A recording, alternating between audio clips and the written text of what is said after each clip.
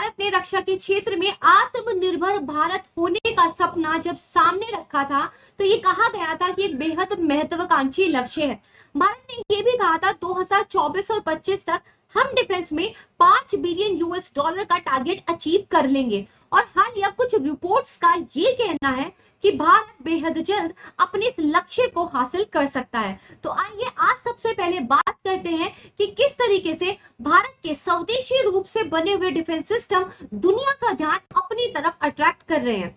तो दोस्तों, हाल ही में पेरिस के अंदर एक डिफेंस शो का आयोजन हुआ था, जहां पर भारत ने अपने स्वदेशी रूप से बने हुए कुछ रक्षा सिस्टम और प्रौद्योगिकियों का प्रदर्शन किया था। यहीं पर कुछ यूरोपियन और साउथ ईस्ट एशियन कंट्रीज का इंटरेस्ट अट्रैक्ट किया नेत्रा और पिनाका वेपन सिस्टम ने। अगर हम बात करें पिनाका सिस्टम की, तो दरअसल ये एक रॉकेट लॉन्चर सिस्टम है। इसका नाम शिवजी के धनुष से लिया गया है और जिस तरीके से शिवजी दुष्टों का विनाश करने के लिए अपने धनुष की अग्नि का इस्तेमाल करते हैं, बिल्कुल उसी तरीके से ये जो रॉकेट लॉन्चर सिस्टम है, ये चंद सेकंड के अंदर इतने ज्यादा रॉकेट लॉन्च करता है कि दुश्मन के बेस को एक लंबी दूरी पर भी तबाह किया जा सकता है। वहीं नेत्रा की बात करें तो इसको कहा जाता है आई इन द स्काई, यानी कि एक लंबी दूरी तक सर्वेलेंस का काम करता है और हमारे देश की सीमाओं की रक्षा करने में एक बेहद महत्वपूर्ण भूमिका निभा रहा है। दोस्तों, सिर्फ इतना ही नहीं है कि हमारे देश की बनी हुई प्रौद्योगिकियां दूसरे देशों का ध्यान अचीव कर रही है, बल्कि भारत ने डिफेंस के एक्सपोर्ट में एक बेहद बड़ा डेटा भी हासिल कर दिखाया है। हाल ही में एक रिपोर्ट आई है जिसमें यह बताया गया है कि 2024 में भारत के द्वारा 157 बिलियन रुपीस का एक्सपोर्ट ऑलरेडी कर दिया गया है और अगर इसको आप डॉलर में कन्वर्ट करेंगे तो ये लगभग 2.3 बिलियन यूएस डॉलर के बराबर बैठता है। यानी कि जो हमारा 5 बिलियन यूएस डॉलर का एक लक्ष्य है उसको हम 24-25 तक अचीव कर पाएंगे। दोस्तों, अगर देखा जाए तो पिछले 10 वर्षों में रक्षा के निर्यात में 31 गुना की वृद्धि देखने को मिली है। 2004 और 5 से लेकर 2013 और 14 के बीच में जो 10 साल थे उसमें हमारा जो निर्यात था वो लगभग 4,312 करोड़ रुपए था, लेकिन 2014-15 से लेकर 2023-24 तक ये दरअसल 88 करोड़ रुपए से भी ज्यादा हो चुका है। यानी कि भारत के एक्सपोर्ट में रिकॉर्ड 32.5% की जंप देखने को मिली है और इसीलिए हमारे रक्षा मंत्री ने एक संदेश देकर इसके लिए बधाई दी है।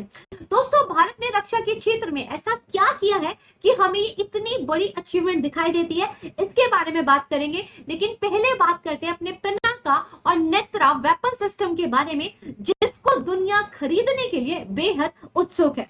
सबसे पहले बात करते हैं पिनाका रॉकेट लॉन्च सिस्टम की। तो दरअसल एक मल्टी बैरेट लॉन्च सिस्टम है और ये डीआरडीओ की तरफ से विकसित किया गया है। दरअसल भारत ये चाहता है कि जो दूसरे देशों से हमने वेपन सिस्टम का इंपोर्ट किया हुआ है उनको हटाकर वहां पर स्वदेशी सिस्टम लागू किए जाए। जैसे अगर आप देखोगे तो सोवियत मूल के ग्रेड सिस्टम का स्थान लेने के लिए इसको यहाँ पर बनाया गया है। अगर हम बात करेंगे तो दरअसल ये दुश्मन के तोपखाने का, वायु रक्षा प्रणाली का, संचार केंद्र का और किसी भी सैन्य बेस को नष्ट करने का अपने अंदर एक दम रखता है। अगर इसकी फायरिंग कैपेसिटी की बात करें तो केवल 44 सेकंड में ये 12 रॉकेट दाग सकता है। फिलहाल हम इसके MK1 वेरिएंट को यूज कर रहे हैं जिसकी रेंज लगभग 40 किलोमीटर है। जैसा कि आप यहाँ पे प्रदर्शनी में देख सकते हैं कि इसके अंदर आपको एक साथ काफी सारे रॉकेट्स लगे दिखाई दे रहे हैं। दोस्तों, जो पिनाका सिस्टम है इसका हम एक लंबी दूरी वाला वेरिएंट भी बना रहे हैं जिसकी रेंज होगी लगभग 200 किलोमीटर। और एक रिपोर्ट आई थी जिसमें यह बताया गया था ऐसा करना इसलिए बेहद जरूरी है क्योंकि पाकिस्तान ने चीन की मदद से एक ऐसा सिस्टम बनाया है जिसकी रेंज वो लगभग 400 किलोमीटर बता रहे हैं और जिसका नाम उनके द्वारा रखा गया फतेह सेकंड। तो इस फतेह सेकंड को काउंटर करने के लिए डीआरडीओ कुछ प्राइवेट कंपनी के साथ मिलकर इस पिनाका रॉकेट लॉन्च सिस्टम के लिए कुछ ऐसे रॉकेट बना रहा है जिनकी मारक क्षमता काफी लंबी दूरी की होगी। यहाँ पे लॉर्सन एंड टूबो, टाटा डिफेंस और इकोनॉमिक एक्सप्लोसिव लिमिटेड जैसी प्राइवेट कंपनीज के साथ डीआरडीओ के द्वारा कोऑपरेशन किया जा रहा है। यहाँ पर आप देख सकते हैं कि जनवरी 2024 में एक न्यूज आई थी द डिफेंस पोस्ट की, जिसमें ये बताया गया था कि इंडिया ने 300 किलोमीटर तक का जो Pinaka multi barrel rocket system है, इसको दरअसल यहाँ पर क्या है अप्रूव कर दिया है। दोस्तों ये पहली ऐसी स्वदेशी हथियार प्रणाली है जिसका एक्सपोर्ट भारत ने अपने मित्र देशों को करना शुरू किया था। और जनवरी 2024 के आसपास ऐसे काफी सारे रिपोर्ट आए थे जिसमें यह बताया गया था कि भारत ने इस तरह का जो वेपन सिस्टम है उसका निर्यात अर्मेनिया को भी किया है। और अर्मेनिया का एक विवाद चल रहा है अजरबैजान के साथ, और वहां पे बताया गया था कि भारत के हथियार किस तरीके से अर्मेनिया के द्वारा इस्तेमाल किए जा रहे हैं।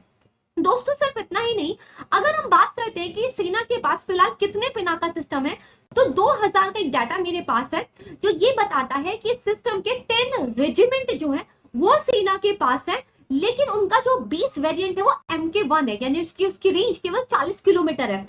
लेकिन यहाँ पर पाकिस्तान और चाइना की तरफ से कोऑपरेशन कर जिस तरीके से लंबी रेंज के सिस्टम बनाए जा रहे हैं, तो भारत भी ये कोशिश कर रहा है कि MK2 वेरिएंट जिसकी रेंज लगभग 200 किलोमीटर होगी उसका उत्पादन जल्दी शुरू कर लिया जाए। सारे एक्सपेरिमेंट सक्सेसफुल हो चुके हैं, बस उत्पादन करना यहाँ पर बाकी है। जैसे कि आप देख पाएंगे कि DRDO की तरफ से 200 किलोमीटर के रॉकेट्स काफी जल्दबाजी में बनाए जा रहे हैं, क्योंकि वो चीन के द्वारा मिल रहे जो थ्रेट है उनको काउंटर करने के लिए एक रणनीति के तहत ऐसा कर रहे हैं। साथ में आप ये भी देखेंगे कुछ साउथ अमेरिकन नेशन ऐसे हैं जिन्होंने पिनाका में काफी इंटरेस्ट दिखाया था, और दरअसल भारत 120 किलोमीटर और 200 किलोमीटर के जो रॉकेट्स हैं उन पर यहाँ पर काम कर रहा है। और अभी जो पेरिस के अंदर एक डिफेंस शो हुआ है वहां पर भी काफी सारे देशों ने इंटरेस्ट दिखाया है भारत के इस पिनाका सिस्टम को खरीदने के लिए। दूसरा महत्वपूर्ण जो यहाँ पे आता है यह है नेत्रा। दरअसल ये जो नेत्रा है, अगर हम इसकी बात करें तो ये airborne warning and control system है। दरअसल एक उन्नत रडार प्रणाली है जो सीमाओं की रखवाली करने के लिए, उनका सर्वेलेंस करने के लिए बेहद महत्वपूर्ण है। इसको एक विमान के ऊपर जो है यहाँ पर डिप्लॉय किया गया है।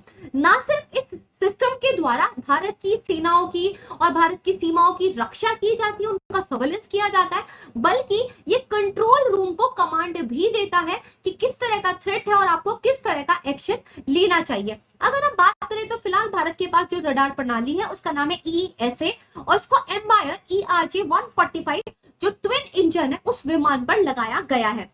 दोस्तों अगर यहाँ पे आप देखोगे तो जो IAF है यानी कि इंडियन एयरफोर्स है, वो 6 ऐसे नेत्रा अर्ली वार्निंग एयरक्राफ्ट के लिए काम कर रही है, क्योंकि यहाँ पर यह बताया गया है कि दरअसल पाकिस्तान के द्वारा चीन की मदद से लगभग 11 ऐसे सिस्टम जो है ऑलरेडी डेवलप कर लिए गए हैं। अगर आप देखोगे तो पाकिस्तान के पास स्वीडिश SAB 2000 एक जो है यहाँ पर आप कहोगे सर्वेलेंस का सिस्टम है। वहीं चाइना की बात करें तो चाइना के पास ऐसे 30 हैं, और चाइना के पास जैसे 30 कॉन्गजिन 2000 है। इसके अलावा उनके पास KJ 200 है और उनके पास KJ 500 भी है। तो अगर पाकिस्तान के पास 11 है और चीन के पास 30 है, तो उसके कंपैरिजन में भारत कम से कम अपने पास 8 या 10 ऐसे सिस्टम चाहता है। इसमें से आप देखोगे तो 2 विमान जो है वो भारतीय वायुसेना के साथ हाल में सक्रिय हैं, जो कि पश्चिमी और उत्तरी मोर्चे पर दुश्मन की गतिविधियों को व्यापक कवरेज भारतीय सेना को यहाँ पर देते हैं। लेकिन हमें करीब 6 से 8 इसी तरह के और भी सिस्टम चाहिए जिनको लेकर यहाँ पर काम चल रहा है।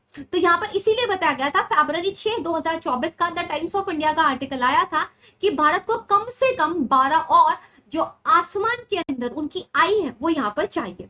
अब बात करते हैं दोस्तों कि जिस तरीके से दुनिया धीरे धीरे जान रही है कि भारत डिफेंस में अपनी तकनीकी क्षमता का प्रदर्शन कर रहा है, और अगर आप देखेंगे तो मालदीव, नेपाल, इसके अलावा मॉरिशस और साथ में जो फिलीपींस है, इन कंट्रीज को भारत के द्वारा कुछ चीजों का एक्सपोर्ट भी किया गया है।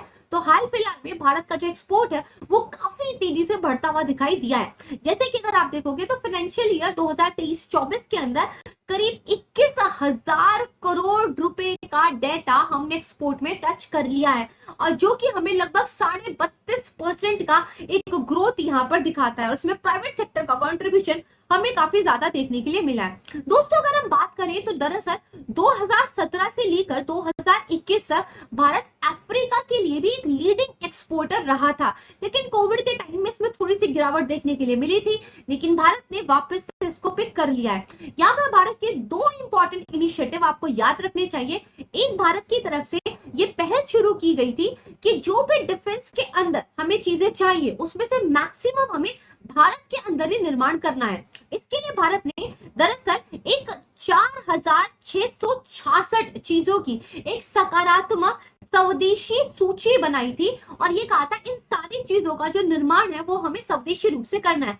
कमाल की बात यह है, लगभग भारत इसमें से 62% चीजों का निर्माण स्वदेशी रूप से कर पा रहा है और बाकी चीजों के लिए प्राइवेट कंपनीज के साथ मिलकर जो है यहाँ पर काम चल रहा है। इसके अलावा एक इंपॉर्टेंट इनिशिएटिव है इनोवेशन फॉर डिफेंस एक्सीलेंस। ये जो इनोवेशन फॉर डिफेंस एक्सीलेंस है, दरअसल यहाँ पर जो अकेडमिया है, जो अलग अलग अनुसंधान केंद्र है, जो प्राइवेट कंपनीज है, जो DRDO है, इसरो है, इन सबको मिलकर एक प्लेटफॉर्म पे लाया गया है ताकि बदलती हुई तकनीकी के साथ भारत भी अपने रक्षा तकनीकियों को बदल सके। साथ में जो रक्षा के क्षेत्र में आत्मनिर्भर भारत बनने का सपना था और मेक इन इंडिया को जिस तरीके से गवर्नमेंट ने प्रोत्साहन दिया, इन सब ने मिलकर आज भारत के डिफेंस एक्सपोर्ट को इस लेवल पर ला खड़ा किया है। अगर हम बात करें तो भारत से जो हमें प्रमुख निर्यात वस्तुएं देखने को मिलती है उसमें हल्के लड़ाकू विमान है, हेलीकॉप्टर है, युद्धपोत है, मिसाइल सिस्टम है, गोला बारूद जैसी चीजें बहुत ज्यादा एक्सपोर्ट करते हैं। अगर आप देखोगे तो हाल फिलहाल में ध्रुव हेलीकॉप्टर भारत ने एक्सपोर्ट किया है जो कि नेपाल, मालदीव और इक्वाडोर को भी दिया है। इसके अलावा ब्रह्मोस मिसाइल भी भारत एक्सपोर्ट कर रहा है और अभी हाल फिलहाल में काफी सारे देशों की तरफ से भारत को रिक्वेस्ट की गई है कि भारत उनको भी ये जो ब्रह्मोस मिसाइल है इसका एक्सपोर्ट यहाँ पर करे। तो अगर आप देखोगे इंडिया ना सिर्फ अब इसलिए जाना जाता है कि वो डिफेंस में इंपोर्ट ज्यादा करते हैं, बल्कि इसलिए भी जाना जाता है भारत बहुत तेजी से रक्षा तकनीकियों का स्वदेशीकरण भी कर रहा है और भारत उन्हीं तकनीकियों का दरअसल एक्सपोर्ट करके डॉलर भी कमा रहा है। और दरअसल जब आप रक्षा उपकरणों का एक्सपोर्ट करते हैं तो सिर्फ आप पैसा ही नहीं कमाते हैं, बल्कि उन देशों के साथ आपके सामरिक संबंध बेहद बेहतर हो जाते हैं, क्योंकि अदर कंट्रीज अपने डिफेंस वेपन सिस्टम्स के लिए आपके ऊपर डिपेंड हो जाती है। तो इसीलिए आज की ये खबर बेहद महत्वपूर्ण थी। इसको ज्यादा से ज्यादा लोगों के साथ शेयर कीजिएगा। अगर आप इसके PDF को डाउनलोड करना चाहते हैं तो मुझे मेरे टेलीग्राम चैनल पर ज्वाइन कर सकते हैं। इस डिस्कशन के बेस पर मैं कुछ MCQ टेलीग्राम चैनल पर पोस्ट कर दूंगी, वहां पर आप उनको सॉल्व कर सकते हैं। Thank you so much everyone और सभी गर्व से कहिए जय हिंद।